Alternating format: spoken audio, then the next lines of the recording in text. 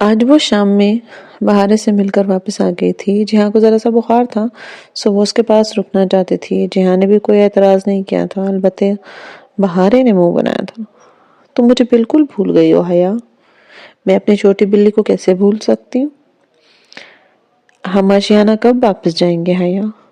کیوں؟ تمہیں عروہ کے ساتھ مزہ نہیں آ رہا؟ وہ اتنی چھوٹی اور بے وقوف ہے، مجھے اس کے ساتھ بالکل بھی مزہ نہیں آتا۔ ہاں تم تو جیسے بہت بڑی ہو نا۔ وہ بہارے کے سر پہ چپت لگاتی اور پھر اپنی چیزیں سمیٹنے لگی تھی۔ رات تک جہاں کا بخار اتر گیا تھا۔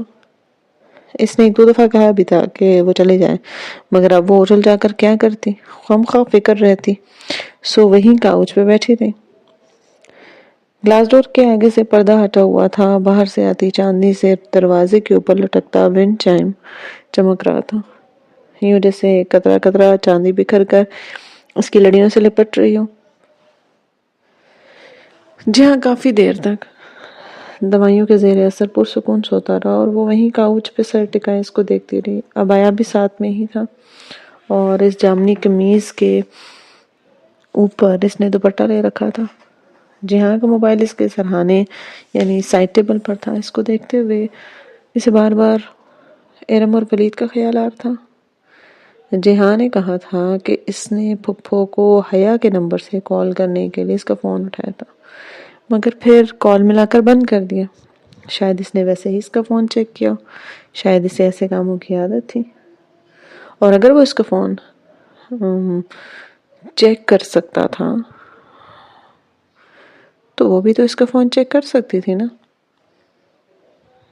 اور اسے تو پاسورڈ بھی پتا تھا۔ جاسوس کی جاسوسی دلچسپ کام ہے۔ اور پھر اس نے جہاں پہ کچھ ثابت بھی تو کرنا تھا نا۔ اس نے بنا کسی ہٹ کے جھک کر پیر کو جوتی سے آزاد کیے اور پھر ننگے پاؤں اٹھی، بغیر چاپ کے دبے پاؤں قد اس کے سرہانے آ کر کھڑی ہوگی۔ اس کا فون پانی کے جگ اور گلاس کے ساتھ رکھا تھا۔ جہاں سو رہا تھا، آنکھیں بند، ہولے ہولے چلتا سانس۔ حیا نے آہستگی سے فون کی طرف ہاتھ بڑھایا۔ ابھی وہ موبائل سے بالشت بھر دور تھی کہ ایک جھٹکے سے کسی نے اس کی کلائی کو پکڑا تھا۔ امی! بوکھلا کر کراہتی ہوئی وہ ایک دم پیچھے ہٹی، اس کی کلائی پکڑے۔ جہاں کوہنی کے بل ذرا سا اٹھا اور نیند بھری آنکھوں سے اسے دیکھا۔ کیا کر رہی تھی تم؟ تم تو سو رہے تھے نا۔ تم کیا کر رہی تھی؟ پانی لے رہی تھی۔ اس کا سانس ابھی تک رکا ہوا تھا۔ جہاں نے ایک نظر پانی کے جگ پر ڈالی، پھر گردن پھیر کے کاؤچ کو میز کی طرف دیکھا جہاں پانی کی چھوٹی بوتل رکھی تھی۔ وہ گرم ہو گیا تھا، یہ ٹھنڈا ہے، اس لیے یہ لے رہی تھی۔ اس کی نگاہوں کا سفر دیکھتے ہوئے اس نے جلدی سے وضاحت دی۔ جہاں نے ایک خاموش نظر اس پر ڈالی، پھر اس کی کلائی چھوڑ دی۔ اس نے جلدی سے جیسے لرزتے ہوئے ہاتھوں سے جگ سے پانی گلاس میں ڈالا اور گلاس پکڑے واپس کاؤچ پہ آ گئی۔ آر یو شور تمہیں پانی ہی چاہیے تھا؟ Of course. دل اس کا دھک دھک کر رہا تھا اور وہ یہ سوچ رہی تھی کہ آخری آدمی سوتا کب ہے۔ ویسے اگر ادھر جگنا پڑا ہوتا تو تم کیا کہتی؟ وہ بہت دلچسپی سے دیکھتے ہوئے پوچھنے لگا۔ پتہ نہیں وہ کیا سمجھ رہا تھا۔ ادھر جگنا ہوتا تو میں ادھر آتی ہی کیوں؟ وہ پانی کے چھوٹے چھوٹے گھونٹ بھر رہی تھی۔ آدھا گلاس تھا مگر ختم ہونے کا نام نہیں لے رہا تھا۔ بہارے کہاں ہے آج رات؟ وہی نانی کے ساتھ۔ اس کو ساتھ لانے کی ضرورت کیا تھی حیا؟ چھوٹی سی بچی کہہ رہی تھی اپنی بہن کی جاسوس ہے وہ، ایک ایک بات کی رپورٹ دیتی ہوگی ادھر۔ اگر میں اسے نہ لاتی تو اس سے زیادہ برا ہو سکتا تھا نا۔ سفیر نے اسے کہا تھا کہ وہ اپنا پاسپورٹ جلا دے تاکہ تم واپس آ جاؤ اور تم اسے لے جاؤ۔ اس نے خود مجھے بتایا اور تم نے یقین کر لیا حیا۔ کیا مطلب؟ اس ٹانگ جتنی لڑکی نے تمہیں بے وقوف بنایا اور تم بن گئی ویری اسمارٹ حیا۔ جہاں اس کو سفیر نے واقعی یہ کہا تھا کہ جب وہ اپنا پاسپورٹ جلا چکی تھی تب، اور وہ بھی غصے سے، کیونکہ ایسی صورت میں مجھے واپس آنا پڑتا۔ بہارے نے تم سے جھوٹ نہیں بولا؟ اس نے صرف تمہیں آدھی بات بتائی ہے. بچے اپنی باتیں گول مول کر کے ایسے ہی بتاتے ہیں. تم تو بڑی تھی نا, تمہیں سمجھنا چاہیے تھا, تم بھی کچھ عقل کر لیتی. پھر وہی عقل کا تانا. مگر تم نے کہا تھا کہ وہ لالچی, اور وہ ہاں لالچی ہے, اس لیے تو نہیں کہ وہ چاہتا کہ عبد الرحمن واپس آئے. پاشا بے جیسے لوگ جب مشکل میں پھنستے ہیں تو ان کی ساری فیملیز خمیازہ بھگتتی ہیں. سب کچھ بیچ کر نامحسوس طریقے سے ایک ایک کو باری باری اس ملک سے نکلنا ہوتا ہے. ایک ساتھ سب نہیں نکل سکتے. بہارے نے سب سے کہا تھا کہ وہ آخر میں جائے گی, اور عائشہ کے پاس ماننے کے سوا کوئی چارہ نہیں تھا. مگر بہارے نے اپنا پاسپورٹ خود ہی چلا دیا. نتیجتاً سفیر کی پریشانی بڑھ گئی. وہاں سے نکلنے کے بعد سب کچھ اسی کا تو ہے. ہوٹل میں شیئرز, گھر میں, اور کیا نہیں ہے ہم نے دیا اس کو. وہ کبھی نہیں چاہے گا کہ میں پاشا بے کی فیملی کا کوئی شخص وہاں واپس آئے. مگر وہ ہمارے پیچھے ڈورم بھی آتا رہا ہے. میں اس کو اس لڑکی کی ذمہ داری چھوڑ کے گیا تھا نا, اسے تمہارے پیچھے آنا چاہیے تھا. بہارے نے تمہیں ایک طرف کی بات بتائی ہے, اگر تم دوسری طرف کی بات سن لیتی تو اتنا بڑا مسئلہ ہی نہ ہوتا. کاؤچ پہ بیٹھی حیا کو لگا کہ وہ اس وقت دنیا کی سب سے کم عقل اور بے وقوف لڑکی ہے. اسے بہارے کے بالکل غصہ نہیں ہے.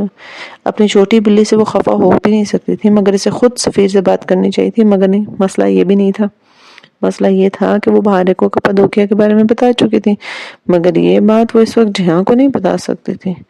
اسے ایک دم سے ڈھیر سارا رونا آیا.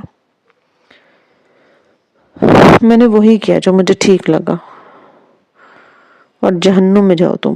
سب کے الفاظ لبوں تک روک کر وہ اٹھ کے, تم سو جاؤ, مجھے کام ہے. اور وہ تیز تیز قدموں سے چلتی باہر نکل آئی. وہی غصے میں یا دکھ میں جگہ چھوڑ دینے کی عادت. باہر کوریڈور میں ذرا آگے آ کر ایک بینچ سا نصب تھا. وہ اس بینچ پہ دونوں کوہنیاں کو گھٹنے پر رکھ کر ہاتھوں میں چہرہ چھپائے بیٹھ گئی.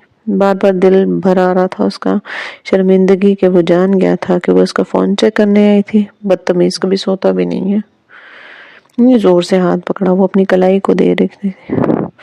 وہ اتنی سرخ بھی نہیں تھی, مگر پھر بھی اسے رونا آ رہا تھا. دفتر ادھر ادھر دائیں جانب آہٹ ہوئی. حیا نے بے اختیار سر اٹھا کے دیکھا تو وہ کمرے سے باہر نکل رہا تھا. یہ تو طے تھا کہ وہ ہر دفعہ اس کے پیچھے آتا تھا. تم باہر کیوں آئی؟ تم باہر کیوں آئے؟ جاؤ جا کر لیٹو. ابھی نرس نے دیکھا نا تو 100 باتیں سنائے گی مجھے. جی ہاں جواب دیے بنا اس کے پاس بینچ پہ آگے بیٹھ گیا. تم باہر کیوں آئی؟ کیونکہ تمہیں میں اندر بیٹھی بری لگ رہی تھی. ہاں خیر لگ تو رہی تھی, مگر اتنی بھی نہیں کہ باہر آ جاؤ. میں برداشت کر ہی لیتا. اگر اس وقت اس کے ہاتھ میں کوئی بھاری چیز ہوتی نا تو وہ اس کے پٹی والے سر کا بھی لحاظ نہیں کرتی تھی. تم جاؤ, میں یہ ٹھیک ہوں. اب نیا مسئلہ کیا ہے؟ میرے مسئلے کبھی ختم نہیں ہو سکتے. جی ہاں, میری زندگی بھی ایک پہیلی ہے جس کو میں کبھی حل نہیں کر سکی. تمہارا مسئلہ پتہ ہے کیا ہے حیا؟ تم ایک بات سمجھ نہیں پا رہے کہ تم کس چیز کو کتنی ہی صفائی کیوں نہ دے لو, اس میں پھر جالے بن جاتے ہیں. اور جو تم بار بار اسٹرگل کرتے کرتے تھکنے لگتی ہو یا اداس ہونے لگتی ہو نا, یہ اسی وجہ سے ہے. اور یہ سب کے ساتھ ہوتا ہے. اس فیز میں یوں بیزار ہو کر بیٹھ نہیں جاتے, بلکہ خود کو منفی رد عمل سے بچائے رکھنے کی کوشش کرتے ہیں. صبر اسی چیز کا نام ہے, خود کو منفی رد عمل سے روکنا اور مثبت سوچ پہ جمائے رکھنا. جب اس نے جالے کا لفظ استعمال کیا وہ تبھی چونک گئی تھی. کچھ یاد آیا اسے ڈاکٹر ابراہیم کی بات. انہوں نے بھی ایسی بات کی تھی نا مجھ سے, مکڑے کے جالوں کی. سرد خاموش کوریڈور میں ایک دم سا ہلکا سا اندھیرا ہو گیا, اور وہ دور کہیں سے پگھلی ہوئی چاندی فرش پہ گرنے لگی. ضرور کہی ہوگی, قرآن کو سمجھ کر پڑھنے والے اس کی پہلیوں پہ اسی طرح غور کرتے ہیں. وہ اس بات میں سر ہلا کر کہہ رہا تھا. کتنے عرصے بعد اسے لگا کہ اسے پھر میجر احمد مل گیا. وہی دھیما ٹھہرا ہوا ہے لہجہ, وہی باتیں. تو پھر قرآن کی پہلیاں کیوں نہیں حل کر سکی؟ صبر ابراہیم کا کہنا تھا کہ سورہ احزاب کی پہلی پہیلی میں کچھ ہے جو میں مس کر رہی ہوں. دور کوریڈور کے سرے پہ گری چاندی بہہ کر اس کی طرف آ رہی تھی. ساری دیواریں ساتھ ہی چاندی کے ورک میں لپٹی ہوئی تھی. دیکھو یار، ہر آدمی ایک آیت کو اپنے طور پر دیکھتا ہے اور خود سے ریلیٹ کرتا ہے، وہ اسے کسی اور اینگل سے دیکھ رہے ہوں گے، مگر جو بھی چیز ہوگی وہ اس آیت کا آخری راز کبھی نہیں ہوگا۔ تمہیں ہر دفعہ وہ آیت یا وہ سورہ یا صرف وہ ایک لفظ کوئی نیا راز دے گا، اور کوئی بھی راز آخری نہیں ہوگا۔ چاندنی کا پانی سفرش پہ بہتا اب اس کے بینچ سے ذرا دور تھا۔ کیا تم میرے لیے اس پہیلی کو حل کر سکتے ہو؟ حیا، قرآن اور نماز، یہ وہ دو چیزیں ہیں جو ہر انسان کو اپنے لیے خود کرنی ہوتی ہیں۔ یہ کبھی کوئی دوسرا آپ کے لیے نہیں کر سکتا نا۔ چاندی کا ورق ان کے قدموں کو چھوتا، ان کو بھی خود میں لپیٹتے لگا۔ چاندی کے مجسمے پھر سے لوٹ آئے تھے۔ لیکن میں تمہیں قرآن کی کچھ پہلیاں بتا سکتا ہوں جو بہت سے لوگوں نے حل کی ہیں، جیسے تم نے سورہ فلق پڑھی ہوگی۔ او جی ہاں، سورہ فلق اور سورہ ناس کس کو زبانی نہیں یاد ہوں گی؟ اوکے، پھر سورہ فلق کی تیسری آیت یاد کرو، من شر غاسق اذا وقب۔ اس آیت کا ترجمہ ہمارے ہاں عموماً یوں لیا جاتا ہے کہ میں پناہ مانگتا ہوں رات کے شر سے جب وہ چھا جاتی ہے۔ ٹھیک، یعنی کہ غاسق کے شر سے پناہ مانگنی چاہیے۔ یہاں غاسق کا مطلب کیا ہوگا؟ اندھیرا کرنے والا، یعنی کہ رات۔ لیکن غاسق کا نا ایک اور مطلب بھی ہے، اور وہ مطلب جو آپ نے صلی اللہ علیہ وسلم نے غاسق کے لیے استعمال کیا تھا، کیا تم وہ مطلب جانتی ہو؟ نہیں، میں تمہیں اس کا دوسرا مطلب بتاتا ہوں، بلکہ دکھاتا ہوں۔ ادھر آؤ۔ وہ اس کے پیچھے کھڑی ہوئی اور وہ اس کے آگے چلتا چلتا اپنے کمرے میں واپس آیا، دروازہ بند کیا۔ کمرے میں نیم اندھیرا تھا، صرف گلاس ڈور سے چاندنی جو ہے وہ اندر جھانک رہی تھی۔ جہیز دروازے کے پاس گیا اور جب وہ اس کے پہلو میں آ کر کھڑی تو اس نے انگلی سے باہر اوپر کی سمت اشارہ کیا۔ وہ ہے غاسق۔ حیا نے اس کی انگلی کا تعقب کرتے ہوئے دیکھا، وہاں سیاہ آسمان پہ چاندنی کا ایک ٹکیا جگمگا رہی تھی۔ چاند؟ غاسق کا دوسرا مطلب چاند ہے؟ اس نے بے یقینی سے لفظ دہراتے ہوئے جہاں کو دیکھا۔ جہاں نے ذرا سا مسکرا کر سر کو اس بات میں جنبش دی۔ چاند کی شر سے پناہ، مگر چاند میں کون سے شرط ہوتا ہے؟ دیکھو حیا، ہر چیز میں خیر اور ہر چیز میں شر دونوں ہوتے ہیں۔ چاند بہت پیارا ہے، بہت خوبصورت ہے، لیکن کبھی تم نے اسے دیکھا ہے سمندر کی لہروں کا مد و جزر؟ حیا نے اس بات میں سر ہلایا۔ چاند نا ان لہروں کو کھینچتا ہے، چاند میں بہت کشش ہے، مگر وہ سمندر کی بات ہے نا، اس کا انسان سے کیا تعلق؟ حیا، چاند سمندر کو نہیں، چاند پانی کو کھینچتا ہے، چاند ہر پانی کو کھینچتا ہے۔ اور اس نے انگلی سے حیا کی کن پٹی کو چھوڑا۔ ادھر تمہارے دماغ میں بھی فلوئڈز ہے نا، پانی ہوتا ہے، چاند اس کو بھی کھینچتا ہے۔ جن لوگوں کے دماغی توازن صحیح نہیں ہوتے، غیر متوازن ہوتے ہیں، وہ پاگل کہلاتے ہیں۔ اور پاگل کو ہم انگلش میں کیا کہتے ہیں؟ وہ لمحے بھر کو رکا، وہ کسی ٹرانس کے زیر اثر سن رہی تھی۔ چاند کو ہم لونا کہتے ہیں اور پاگل کو ہم لونیٹک۔ ایسا ہی ہے نا؟ چاند اور دماغی امراض کا بہت گہرا تعلق ہوتا ہے، یہ انسان کے حواس پہ اثر انداز ہوتا ہے۔ اس لیے جو لوگ مرض عشق میں مبتلا ہوتے ہیں یا شاعر وغیرہ، وہ چاند کا ذکر بہت کرتے ہیں۔ چاند بہت خوبصورت ہے، یہ اندھیرے میں ہمیں راستہ دکھاتا ہے۔ اس کی خیر ہمیں سمیٹنی چاہیے، مگر اس کے شر سے پناہ مانگنی چاہیے۔ کیا اب تم مانتی ہو کہ قرآن کی کہانیاں بہت دلچسپ ہوتی ہیں؟ حیا نے ہولے سے سر ہلایا تھا اس بات میں۔ اس وقت سارے جہاں میں ایسا جادوئی اثر چھایا کہ اسے لگا کہ اس کے کچھ کہنے سے وہ ٹوٹ جائے گا۔ اور ہاں، میں نے اپنے فون کا متبادل پاسورڈ جو ہے وہ ہٹا دیا، اس نے کہا، اور ایک دم سے وہ سہر ٹوٹا، چاندنی چٹک گئی اور اس کی پرتیں کہیں ہوا میں تحلیل ہو گئی۔ وہ جیسے کسی خواب سے جاگی تھی، پھر ذرا سے شانے اچکائے اور واپس کاؤچ پہ جا بیٹھی۔ جی ہاں، دھیمی مسکراہٹ سے اسے دیکھتا بیڈ کی طرف چلا گیا۔ حیا نے پھر سے گردن پھیر کر شیشے کے پار دکھتے چاند کو دیکھا۔ ونڈ چائم کی پنکھڑیاں ابھی تک چاندنی میں نہائی ہوئی تھی۔ صبح اس نے بہارے کی بہت اچھی کلاس لی. تم نے مجھے یہ تاثر دیا کہ سفیر نے تم سے یہ سب کہا تھا جبکہ اس نے ایسا کچھ نہیں کہا تھا. تم نے مجھے مس گائیڈ کیا نا.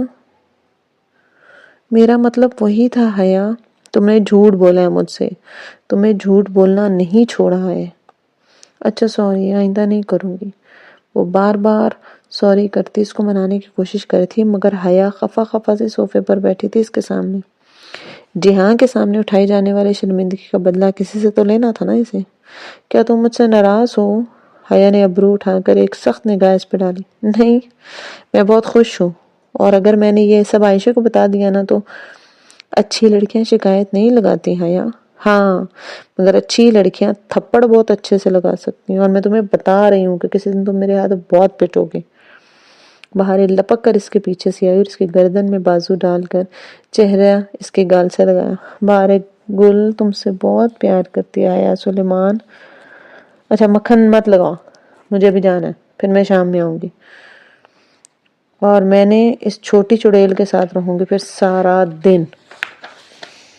میں اب تمہاری کسی بات پر یقین نہیں کروں گی. اور چلو اب کچھ گفٹس لینے ہیں میں نے، نانی اور باقی سب کے لیے. میں اس چھوٹی چڑیل کو کچھ نہیں لوں گی. بہارے نے ناک سے کوڑتے ہوئے احتجاج کیا، مگر حیا نے رک کر اسے گھورا تو وہ سوری کہتی ہوئے اس کے ساتھ چل پڑی. کل جہاں نے ہاسپٹل سے ڈسچارج ہونا تھا، سو ان کو واپس کے بعد اوکے جانے جانا تھا. یقیناً یہ مسز عبداللہ کی فیملی ہے اور ان کے ساتھ اس کی آخری ملاقات ہے، اور ان 5 ماہ میں ان کی طرف سے دکھائے گئے خلوص اور مہمان نوازی کا بدلہ تو وہ نہیں اتار سکتی تھی. لیکن پھر بھی اس نے سوچا کہ وہ کچھ تحائف خریدے، اور ان کے دیے گئے تحائف بھی اس کے پاس تھے، اور تحفہ تو محبت کا وہ نشان ہے جس کی واپسی ضروری ہے. نانی مسز عبداللہ اور مہر نے اپنے تحفے لیتے ہوئے اسے کہا بھی کہ اس تکلف کی کیا ضرورت ہے، مگر وہ اس کی محبت پہ مسرور بھی تھی.